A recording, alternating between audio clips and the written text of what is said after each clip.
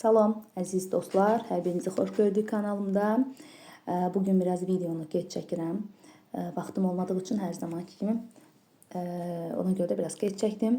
Bugün salamlarımı, xüsusi salamlarımı göndərirəm. Bir çox şagirdimiz var, burada izləyicimiz var.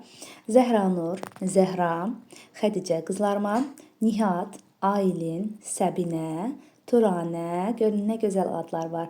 Şəfaqət, Aysu, Rüqayyə, Fuad balamıza, Ayan, Gülay, Nurullah, Nurullah səhv eləmirəmsə lap əvvəllərdən sifariş verən balamızdır, amma ortalarda yazmışam. İlk öncə qızları yenə hər zamanki kimi verdim önə.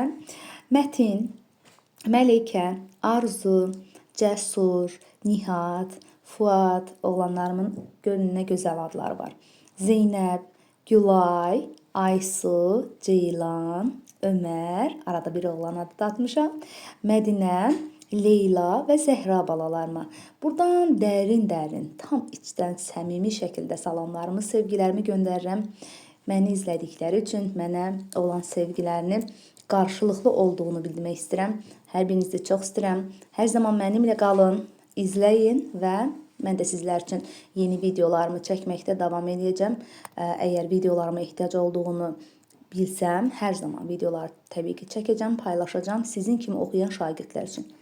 Buradan baxın, gözəl smayliklərimi də göndərirəm. Hər dəfə yeni birini tapmaq istəyirəm ki, nəsə bir yenilik olsun. Görün nə gözəl smayliklərdir. Hər zamanki kimi də 100% bu yer kürəsi olmalıdır da. Olmazsa olmazı. Bir daha salamlar əzizlərim. Gəlin indi keçək dərslərimizə. Deməli, dərsimiz bugün olacaq. Seismik dalğalar necə hərəkət edir mövzusu. Deməli, səhifə 48, bir də dəyərləndirməni izah edəcəm. Səhifə 49. Gəlin, baxaq 48-də nələrdən danışılır. Maraqlı mövzudur, kifayət qədər. Sadəcə diqqətlə dinləməliyik və tapşırıqları çalışıb özümüz işləməliyik. Ondan sonra mənim videoma baxıb siz hər zaman dediyim kimi özünüzü təsdiqləyə bilərsiniz, yoxlaya bilərsiniz. Seismik dalğaların sürəti suxurların tərkibindən, sıxlığından, eləcə də onların yerləşdiyi dərinlikdən asılıdır. Yəni dalğaların dərinlikdə yerləşməsi xüsusilə diqqətli olmalıyıq ki, yəni onu başa düşməliyik mənasını. Dalğa nə qədər dərinlikdədirsə, təsiri daha az olacaq. Həmçinin suxurların sıxlığından da asılıdır. Bir-birinə qarşı sıxdımı, daha yumşaqdımı materialından, yəni tərkibindən də asılıdır və dəriniyindən. Dərinlik artdıqca seismik dalğaların sürəti artır. Çökmə suxurlarda, yəni əsasən düzənliklər bilir ki, çökmə suxurlardan ibarət olur, amma dağlar daha çox maqmatik suxurlardan ibarət olur. Çökmə suxurlarda onlar yavaş, amma bərk suxurlarda əsasən sürətlə hərəkət edir. S dalğaları suda eyni zamanda maddələrin maye vəziyyətində olduğu yer təbəqələrində yaranmır. Əvvəlki dərslərimizdə də keçmişdik S və P dalğalarını keçəndə dedik ki, S dalğaları suda yaranmır.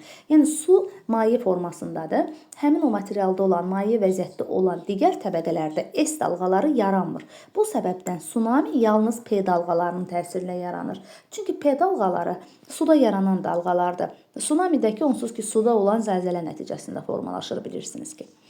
Bu yerin daxili quruluşudur. Burada ilk öncə bərk nüvəni görürük. Daha sonra baxın, deməli burada bərk nüvədir. Daha sonra xarici nüvə. Yəni bərk nüvə dediyimiz bu daxili nüvədir. Daha sonra xarici nüvədir və dərinliyinə fikir verin. Daha sonra gələcək alt mantia və üst mantia. Burada dalğalara diqqət eləsəz, aşağıda S dalğalarıdır. Bu yuxarıya gəlində, yəni alt mantiyada S və P dalğaları hər ikisi yarana bilir. Bu hissədə deməli nə göstərmək istədim? Üst mantiyanı görə bilirik, bu hissə. Bura alt mantiyadır, bu hissə üst mantiyadır. Və üst mantiya yer qabığı ilə birlikdə, uşaqlar, bax bu yer qabığıdır, bu isə üst mantiyadır. Bu ikisi birlikdə litosfer təbəqəsini yaradır. Litosferi tərif etsək, yer qabığı və üst mantiya birlikdə nə yaradır?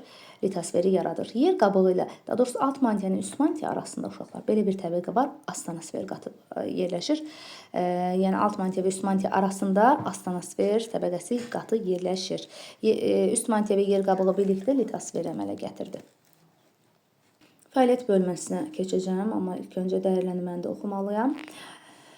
Mətnin bütün nöqtələrinə diqqətlə qulaq asın, hər abzasına, hər cümləsinə diqqətlə qulaq asmalıyıq, çünki suallar məhz onlarla bağlıdır. Turistlər xəritədə verilən marşrut üzrə səyahətə A ölkəsindən başladılar. Tur bələdçisi onlara dəniz sahilindən 150 metr hündürlükdə yayılmış balıq qulağı qalığı göstərdi. Burada qayalara bərkidilmiş dəmir halqalar da vardı. Bu halqalar qədimdə dənizin sahilində deməli qayıqları bağlamaq üçün istifadə edilirdi. Sonra turistlər B ölkəsinə gəldilər. Ölkə hamar düzənlikdən ibarət idi. Bələdçi bu düzənliklərin xeyli hissəsini insanların dənizi qurudaraq yaratdıqlarını söylədi. Yerli sakinlər bu düzənlikləri polder adlanır. Buna mütləq diqqətli olursunuz. Köhnə 9-cu sinif kitablarında polderlər haqqında məlumat var idi. Xüsusilə də Niderland, Danimarka kimi və bir çox inkişaf etmiş ölkələr, məsəl üçün Yaponiyanı da, ABŞ-da deyə bilərik, polderlər hesabına öz ölkələrinin sahəsini artırırdı. Hətta Niderland ən çox 20%, ölkəsinin 20%-ni sırf polderlər hesabına artırmışdı. Məqsəd ölkə sahəsini davam edir. Məqsəd ölkə sahəsinin azalmasının qarşısını almaq olmuşdu. Bələdçi qeyd etdi ki, A və B ölkələrində yer qabığı ildə bir neçə millimetr və ya bir neçə santimetr hərəkət edir. Onu da deyim ki, uşaqlar, polderlər mürəkkəb mühəndis qurğuları vasitəsilə ərazinin artırılmasıdır. Yəni onu hər ölkə eləyə bilməz. Varlı ölkələr, bayaq dediyim kimi, ancaq varlı ölkələr eləyə bilər. Dəniz dibini qurudurlar və süni şəkildə öz torpaqlarını artırırlar. Yer qabığı ildə bir neçə millimetr və ya santimetr hərəkət edir. C ölkəsində bələdçi burada yerləşən dağlar haqqında söylədi. Pirney dağları Avrasiyada yerləşən və İndoneziya qədər uzanan Alp Himalay seysmik qurşağının başlanğıcıdır. Bunu da demişdim mən sizə. Həmin seysmik qurşağı hardan başlayır? Pirney dağlarından başlayır, Himalay dağlarına qədər davam edir. Hətta İndoneziya qədər orada çoxlu adalar, vulkanlar var idi demişdim. Alp Himalay seysmik qurşağının başlanğıcıdır. Bir çox seysmik qurşaqlar demişdik. Ant Kordilyer var, Alp Himalay var, Sakit Okyan odlu qövsü var. Yadınızdadırsa bu odlu halqası, onun şəklini də sizə göstərmişdik. Mətnində də var idi. Turistlər gəldikləri növbəti D ölkəsi vulkanlar ölkəsidir. Bələdçi turistləri Vezuvi vulkanının yanına apardı. Vezuvi vulkanı da İtaliyada yerləşir bu arada uşaqlar. İtaliyada Apennin yarımadasında Vezuvi vulkanı var. Vezuvi vulkanının yanına apardı. Vezuvinin püskürməsi nəticəsində iki qədim şəhərin lavanın altında qalması haqqında danışdı. Turistlər səyahətlərini Y ölkəsində bitirdilər. Bələdçi onları Kahramanmaraş şəhərinə apardı. Təbii ki, tanıyarsınız, bura Türkiyədir. Turistlərə şəhərdə yaxın zamanlarda baş vermiş güclü zəlzələ və onun nəticələri haqqında danışdılar. Onlar zəlzələnin törətdiyi güclü dağıntıları gördülər. İndi gəlin suallarımızın cavabına keçək. Maraqlı mətn idi və bir çox ölkələrdən danışıldı. Bura A ölkəsi Norveçdir. Gördüyünüz kimi Skandinaviya yarımadası, bu isə.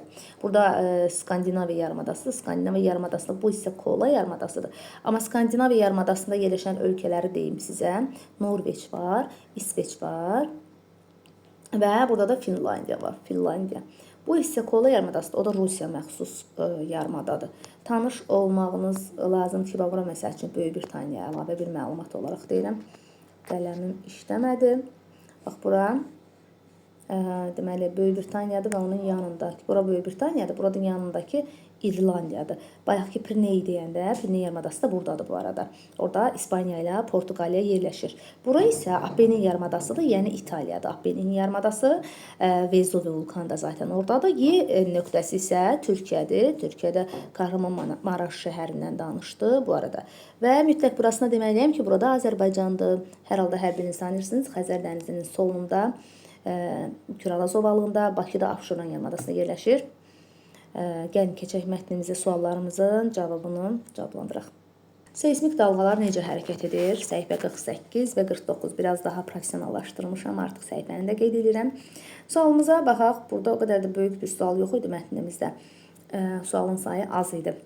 A xəritəsinə verilən məntəqələri cədvəldəki kimi qruplaşdırın, fikrinizə əsaslanın. P və S dalğaları daha sürətlidir. Hansı nöqtələrdə? B, C, D, H və K nöqtələrində uşaqlar. Şəkli hal-hazırda göstərə bilmirəm, amma siz şəkildə özünüz görəcəksiniz ki, o dalğalar harda sürətli olar. Şəkildə göstərilib onsuz ki. Çünki dağlıq ərazilərdir, bərk süxurlardan ibarətdir və buna görə də dalğaların sürəti daha sürətli olur. Burada dalğalar sürətlə keçirir. dalğaları sürətlə keçirir. Yəni mətnin əvvəlində də bu haqqda məlumat var idi. Yumşaq suxurlarda zəif, amma bərk suxurlarda dalğalar daha sürətlə keçir. P və S dalğaları nisbətən zəifdir. Harda? A, E, M və L. Çünki düzənlik ərazidir və yumşaq suxurlar üstünlük təşkil edir. Ona görə də dalğaları zəif keçirir. P dalğası güclüdür. S dalğası yaranmır. J və Z. Çünki suda S dalğası yaranmır. Dənizdə yerləşdiyi üçün suda S dalğası yaranmır. İkinci sualda A-da qırmızı xətlə verilən Salyan, Ucar, Şuşa və Gəncə marşrutu üzrə hərəkət etsək, seysmik dalğaların yayılmasına hansı dəyişikliyi müşahidə etmək olar? Salyan və Ucar düzənlik ərazi olduğu üçün dalğalar zəif, Şuşada sürətli, Gəncədə isə yenə də zəif olar. Çünki birinci məntəqələr düzənlikdə, Şuşa dağda, Gəncə düzənlikdə yerləşir. Yerin daxilinə doğru P və S dalğalarının sürətinin dəyişməsini B şəklinə əsasən izah edin. Şəkli buradan göstərmək istədim sizlərə. Gəncə, Ucar və Salyan. Burada da gördüyünüz kimi Şuşa. Həmin nöqtələr qeyd olunubdur. Harda düzənlikdirsə yavaş keçirir, harda bərk suxurlardırsa təbii ki, dalğalar da sürətli yayılır. İndi davam edə bilərik. Yerin daxilinə doğru P və S dalğalarının sürətinin dəyişməsini B şəklinə əsasən izah edin. Şəkildə P dalğası yer qabığında 8 km/saniyə sürətləri qeyd edir. Alt mantiyaya keçdikdə isə onların sürəti 14-ə qalxır. Çünki burada maddələrin sıxlaşması artır, yəni sıxlıq artır. Ancaq xarici nüvə yumşaq suxurlardan, maddələrdən ibarət olduğu üçün sürət azalır və 8,5 km/saniyəyə düşür. Daxili nüvədə isə bərk maddələr üstünlük təşkil etdiğində yenə də sürət bir qədər artır. İndi dəyərləndirmə hissəsinə baxaq, test çəkmək istəyirəm ki, paylaşım edeyim, hər biriniz yararlanasınız. Dünyanın siyasi xəritəsindən istifadə edək, turistlərin olduğu ölkələri müəyyənləşdirin. Bayaq da göstərdik. Norveç, polderilən olan ölkə Niderland, İspaniya C nöqtəsi, İtaliya D nöqtəsi, Vezuvi vulqan və Türkiyə axırıncı ölkədir. A ölkəsində dəniz çöküntülərinin hamar halqaların 150 metr hündürlükdə olması nəyi sübut edir? Bu faktlar sübut edir ki, A ölkəsi əvvəllər dənizin dibində olubdur. Bağlayım ki, bizə mane olmasın. Üçüncü, A ölkəsində yer qabığı necə hərəkət edir? Yuxarı qalxır, yoxsa aşağı inir? Dəmir halqalarının və dəniz çöküntülərinin hündürdə yerləşməsi ölkələrin ərazisinin qalxmasını göstərir təbii ki. İzah etdim onsuz ki bunları. B ölkəsinin sakinləri ölkələrin sahəsinin azalmasında nə üçün qorxurlar? Səbəb yer qabığı, bayaq dediyim kimi, yer qabığı aşağı enir və ölkə ərazisi suyun altında qalmasına səbəb olur. Ona görə də əraziləri getdikcə azalır, ölkənin sahəsi azalır. 5-ci sualda 5A ölkəsinin yer qabığının hərəkəti hansı nəticələrə gətirə bilər? A ölkəsində yer qabığı qalxdığı üçün ölkənin sahəsi neyər? Böyüyər. Bayaqkının əksinə. C ölkəsindən başqa turistlərin keçdiyi hansı ölkələrin ərazisi Alp-Himalay qırışıqlığında? C-dən başqa D və Y ölkələrdə Alp-Himalay qırışıqlığındadır. Siz zəhmət olmasa şəkillərə baxaraq mən dediklərimi uyğunlaşdırın. Mən hər dəqiqə şəkilləri göstərə bilmirəm. D ölkəsində vulkanların, Y ölkəsində güclü zəlzələrin səbəbi nədir? D ölkəsində vulkanların olması səbəbi yer qabığı nisbətən nazikdir.